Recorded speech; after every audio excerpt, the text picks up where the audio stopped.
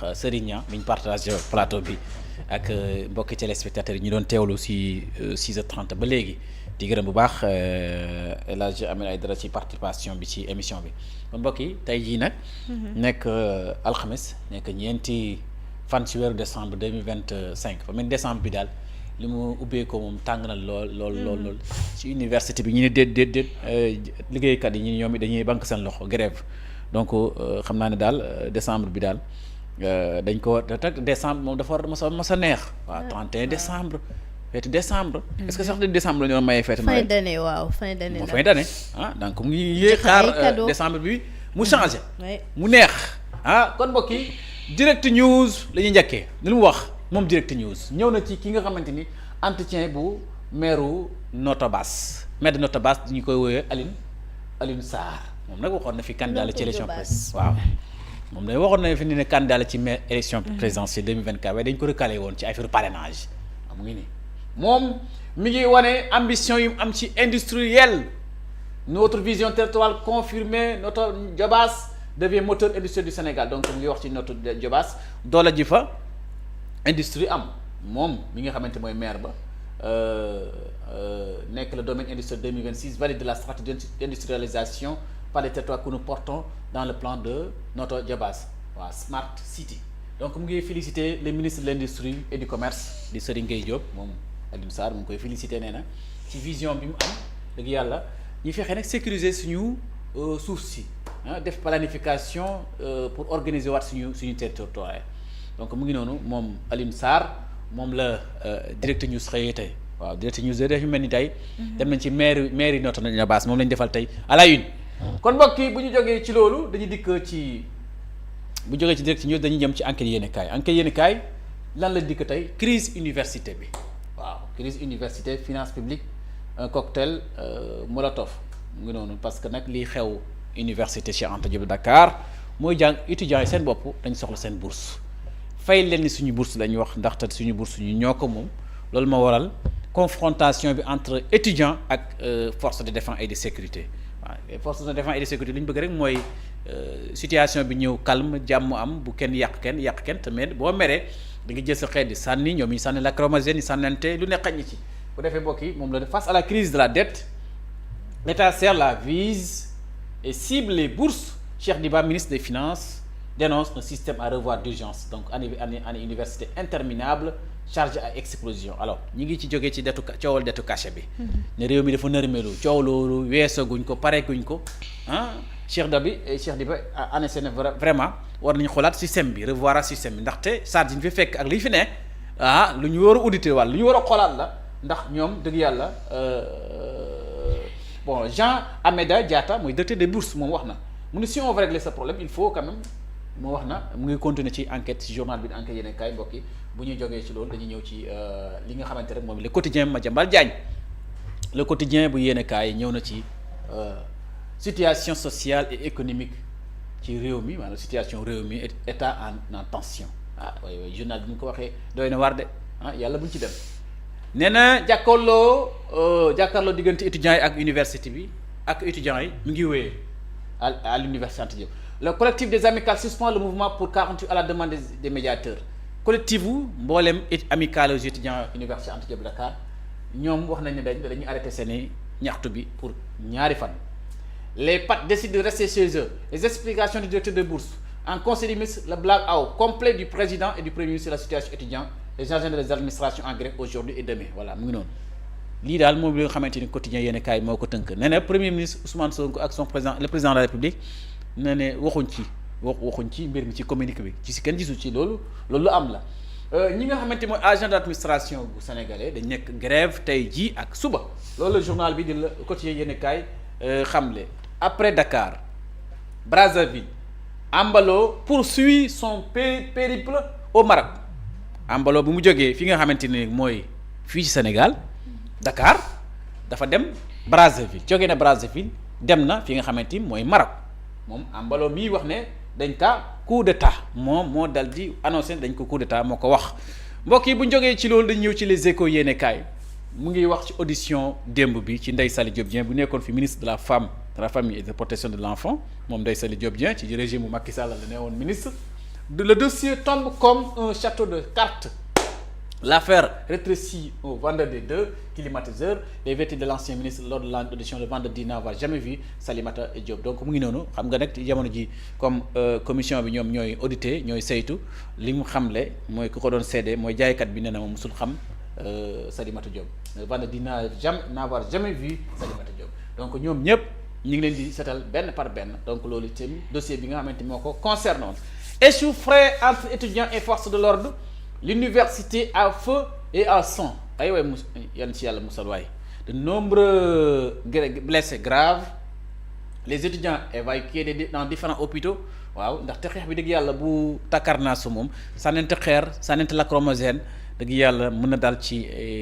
waaw sànni rek la xeex rek la confrontation lu nekk mën na ci xew te yooyu yëpp mën nañ ko à éviter. L'office du baccalauréat, des véhicules incendiés loolu tamit lu ñu war a xoolaat la. Circulation paralysée, un journaliste atteint donc mu ngi noonu ba tax ne ñi ngi dal di audition du fond du fils de Amadou Ba doomu Amadou Ba déglu nañ ko ci au fond audition au fond Ibrahima Ba moom démontre toutes les accusations bépp tuba buy teg ci kawam moom Ibrahima Ba doomu Amadou Ba weddi na ko journal bi moo ko xam mun il jure n'avoir jamais formé d'entente avec Amadou Sall pour du blanchiment de capitaux weddi na tuumoo yépp na waat na ko lii ñu koy wax ne dara amu ci waaw dara amu ci voilà mbokk yi bu ñu jógee ci loolu dañuy yëkk ci Le Soleil yéenekaay ñu waat na ci communiqué conseil des ministres bi moom Le Soleil yéenekaay li ñu wax le chef d'État en conseil des ministres la jeunesse doit être protégée njiitu réew mi mu ne xale yi dañ leen war a trop sàmm leen dañ leen war a protéger leen xale yi wax na dëgg ndaxte xale yi ñooy jiiti ji réew mi ëllëg xale yi ñooy téye réew xale yi ñooy yore kër yi ëllëg. Le président de la République rappelle que l'État et les collectivités publiques ont l'obligation de protéger les jeunes contre la drogue, l'abandon moral et la délinquance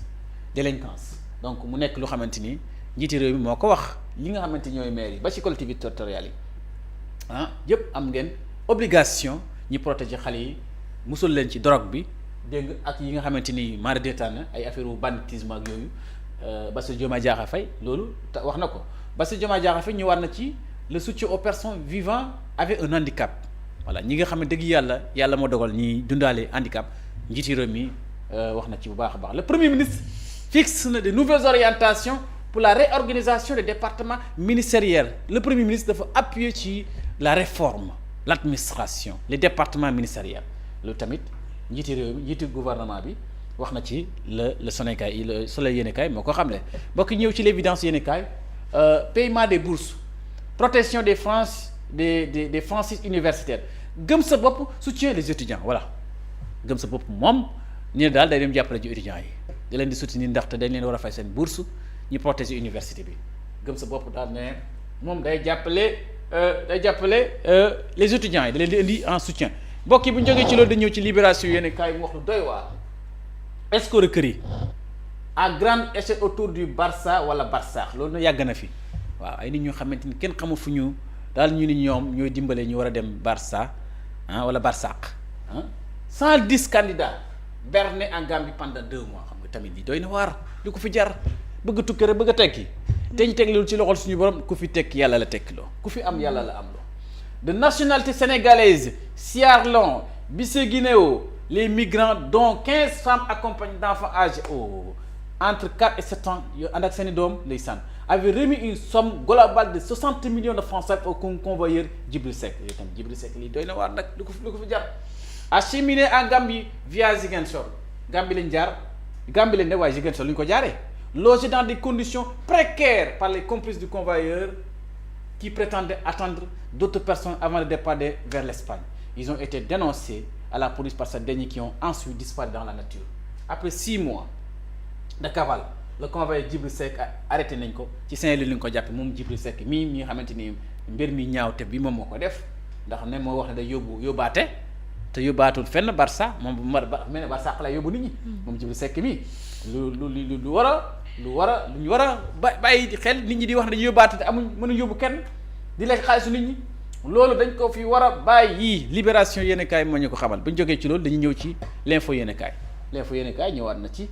réorganisation de la primature un nouveau dispositif financièrement inflationniste. Le directeur de campagne,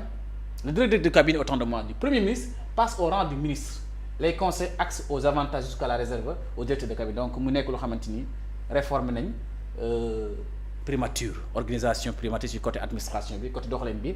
réorganiser ku ko def mooy premier ministre Ousmane Sonko moo ko def waaw mu ngi noonu nga gis un campus état en siège assemblée nationale bu ñu fa demee Bara Ndiaye Cheikh Bara Ndiaye la wax Bara Ndiaye écrit Abdourahmane Diouf waaw Bara Ndiaye mi de attaqué na Abdourahmane Diouf mu ne si vous voulez être premier ministre traversez d'abord les épreuves que Sonko a subi mu ne ko fekkee da nga bëgg a nekk premier ministre yow Abdourahmane Diouf traversel li Ousmane Sonko traversé ci ay épreuve Sonko lu fu mu traversé de est-ce que ku fa traversé da nga mucc Adji Sarr tuumal ko sosal ko ñu ne déet Mame Mbaye Niang porte ko plainte li ci xew yëpp ci réew bi gis nañ ko fi est-ce que loolu Abdourahmane Diouf mën na fa jaar est-ce que mën na fa jaar donc mbokk mi ngi noonu l'handicap ne doit pas être perçu comme une fatalité waaw dëgg la wax na dëgg may mun a jëy mi ñu dénk ministère yi war a taxaw jigéen ñi war a taxaw ak famille mbokk yi bu ñu jógee ci loolu dañu ñëw ci l'observateur yéenekaay mi ngi wax ci l'UCAD à l'épreuve du feu scène de guerre et blessures graves ndax lu ko waral diggante policiers yi ak étudiants yi di nga ko auto policiers yi nga gis image yi lakk beeg yu ne lakk pneu lakk lu ne joxante sànnante guerre lu métti daal ñeenti commissaire de police 300 éléments de GMI groupement mobile d'intervention GMI de Thiès en renfort 10 chars anti-émeute les renseignements de l'unité de la drone de surveillance pour contenir la furie estudiantine donc mu ngi gis 4 commissaires de police donc yii yëpp dem ci université des dizaines d'étudiants dont plusieurs filles reçues au service médical du COUD un officier de police parmi les 11 blessés évacué à l'hôpital principal la médiation de Malick Gakou fii ci Guédiawaye dëkk les instructions borom président du grand parti les instituts Sonko et la réunion d'hier au collectif des amicales qui pourrait faire baisser la tension waaw kon am na ci réunion donc mu ngi noonu ñiy analyser def situation lu xew université lii yëpp nag képp dong leen rek moo koy saafara mooy ñi ne étudiants yi ñi ngi rang ñi ngi fayee ko seen bourse bu ko defee ñoom dem wéyal njàng donc nañ fay bourse bi wala ñuy wax li tax ñu war ko fay wax ak dalal xelu étudiants yi loolu mooy dëgg mbokki point actu yéen a kaay ñëw ci crise universitaire ba tey kii professeur Amsatou Sow Sidibé et les SAES et le SAES du syndicat ñi ngi dal di jouer la carte de l'apaisement woote jàmm diggante étudiants yi ñu toog waaw ñi ngi wax nañ waxtaan nañu sësal dialogue gën a seet yenn meilleures conditions yoo xamante ni ñu def ba génn ci crise bi waaw mu ngi woo moom ay madame président Amsatou Sidibé ak comité bu mu ànd ak ñu ngi ñaan étudiants yi ñu ngeen dal di teg problème bi léegi ñu xool nu ñu ko régler donc la SAES adopte le recteur et accuse les fermetures des universités publiques suite à la pandémie 2020 aux événements li fi xewoon yépp bu ñu ko fàttali ko rek dëgg yàlla dafay dañuy tiit ndaxte am lu fi xewoon ci université lu mara détail loolu bu mu amati Cheikh Bara Ndiaye ñëwal na ci Abdourahmane Diouf tontu na ko tontu yu métti dilatons nos cœurs et travaillons pour l'intérêt du Sénégal loolu la ko Abdourahmane Diouf tontu mu ne ko daal nañ bàyyi détails yi Abdourahmane Diouf tontu Cheikh Bara Ndiaye nañ bàyyi détails yi jublu ci liggéeyal Sénégal moom daal li ko wax yépp mu ne ko nag député bi tontu ko ne ko c'est la parole et la crédibilité de Sonko qui ont fait de nous des députés et de Bassirou Diomaye Faye un chef d'État mu ne ko parole Sonko ak crédibilité Ousmane Sonko moo def Diomaye mu nekk njiiti réew moo ñu def ñun ñii di wax ni député loolu la ko Cheikh Bara Ndiaye wax mu ne si vous ne le respectez pas nous ne pouvons pas vous apprécier soo ñu respecté ñun nag ñun duñ la respecté ñu la apprécier donc docteur Abdourahmane Diouf am na ci jafe-jafe bu métti kon mbokk yi ñu dem ci réew mi quotidien nga gis ne fin de l'administration bureautique waaw fin de l'administration bureautique réew mi quotidien ñëw na les grands chantiers de Sonko Ousmane Sonko toujours nañ réformer l'administration nañ changer donc Sonko moo wax mu ne le premier ministre exige d'ici la fin de février 2026 lan la wax mu ne un schéma d'organisation de l'administration territoriale aligné à la charte de la décentralisation déconcentration autant de moi donc donc muy noonu affaire de 5,5 milliards de francs CFA impliquant Amadou Sall doomu Macky Sall les coulisses de l'audition du fils de Amadou Sall donc mu ngi noonu Amadou Sall daal xam naa ne Sénégal yàkkamte nañ ko wala justice bi wax na bëgg na ko déglu en tout cas bu ñu njëkk mbokk yi ci source yéenekaay moo ñëw na ci série de cambriolage entre Virage Ngor Mamel Liberté 6 et Wakam lii de war nañ ko xoolaat les domiciles visités lii de ñaawte fi daal war nañ ci bàyyi xel ci ay cambriolage ak loolu acteurs politiques et la société civile s'invitent à la table de la crise université waaw loolu da mooy taxawaayu acteur politique bi ak société civile bi woote leen ñu toog table ñuy waxtaane réew mi moo gën ndaxte li xew université dëgg yàlla ñu ñëpp am nañ ci part ndaxte ku nekk soit muy sa doom wala sa rakk wala sa sët wala sa papa mu ngi fa université daal ñoo ko moom suñu moomeel la waruñ ko taal waruñ ko bàyyi ginnaaw kon mbokk ñëw si du quotidien yéenekaay mu ñuy waxal mu ñëwaat ci ba tey crise de l'université Anta Diop de Dakar mais bourse yi ñoo ko fayuñu bourse yi moo waral le campus s'embrasse donc université Anta Diop Dakar googu waaw force de défense et de sécurité dañu fi nekk rek pour la paix pour réew mi nekk ci jàmm loolu rek moo leen fi kii moo tax ñu takk ni sol li ñu sol ñu woowee leen force de défense et de sécurité mbokk yi bu ñu jógee ci loolu dañuy ñëw ci yéenekaay la tribune yéenekaay waaw muy ñëw ni face à la situation chaotique à l'UCAD gëm sa bopp les jàmbaar réagir mu ne ce qui se passe à l'UCAD est une trahison pour les étudiants déet waaye déet trahison mu ne dañ trahir étudiants yi loolu la Bougane Gueye Dany ak gëm sa bopp wax mu ne 5 mesures pour solutionner la crise ñoom joxe nañ ay solutions mu ne payer automatiquement et intégrer des bourses création d'une banque nationale de l'enseignement financé par les revenus mise en place des centres incubateurs yii wax na ay moom daal ne na trahison la waaye indi na ay propositions ñoom gëm sa bopp mu ngi noonu mbokk yi gëm sa bopp daal ak Pastef des partis du ma jubóo xam kañ la ñuy jubóo ñoom ñaar Walf Quotidien yéen kaay dikk na ci juróom-ñaareelu anniversaire son rappel à Dieu di Sidi Lamine Niass mi nga xamante dëgg yàlla mën nañu wax ne père de la démocratie ndaxte groupe bii di Walfadjri la voix des sans voix def nañ fi liggéey bu mucc ayib ci tabax démocratie réewum Sénégal Sidi l'homme des rêves de refus Sidi l'homme des refus moom mooy nitu ñi nga xamante ni day fat bañkat la donc mu ngi noonu moom la journal bi Walf Quotidien dal di xëyee ñi ngi koy ñaanal yàlla yokk leeram moom Sidi Lamine Niass vraiment ndokkeel ko di masso bu baax a baax waa groupe Walfadjri dinañ ko ndokkeel kii mel ni Moustapha Diop directeur général de la groupe Walfadjri affrontement à l'UCAD la violence franchit les barrières mi ngi noonu la violence franchit les barrières ndax bu ñu demee ba ay policiers dugg ci biir université bi tamit xañ na ñu ko defal le conseil académique bi mu ci tiir rek xañ na peut-être ñuy yàq ay bureau daal ay dossiers te yooyu jaru ko waaw jaru ko bu ko defee état du Sénégal gaaw wala gaaw nga fay bourse étudiants yi ñëw ci yoor yéenekaay yéenekaay ñëw na ci Sénégal 2050 Sénégal 2050 de le premier ministre Ousmane Sonko ne engage la réforme de l'administration pour plus d'efficacité waaw moom daal loolu le premier ministre bi visé nañ réformer l'administration pour plus d'efficacité moom le premier ministre Ousmane Sonko wax donc lancé na engagé na une vaste réforme des structures ministérielles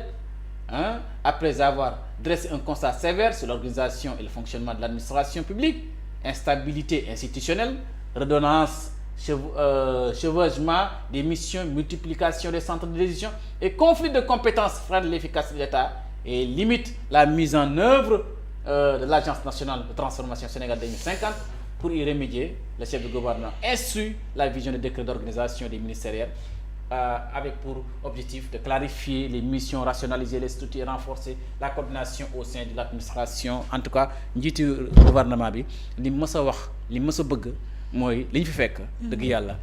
méngut ak seen gis-gis li méngoo seen gis-gis nag mooy ñu soppi waat doxalinu administration bu ko defee nag vision Sénégal 2050 bi ñu doxal ko wéyal ko te du am benn gàllankoor loolu la ko gisee loolu la ko njiiteeru gouvernement waxee ay surtout lii mooy lii gën a fas si xeetu yéen kaay yi. jërëjëf Elmat cantal ngërëm ñeel na la ñu jaajëfal encore itam ñi ñu doon bàyyi xel fépp fu ñu mënti nekk ci réew mi.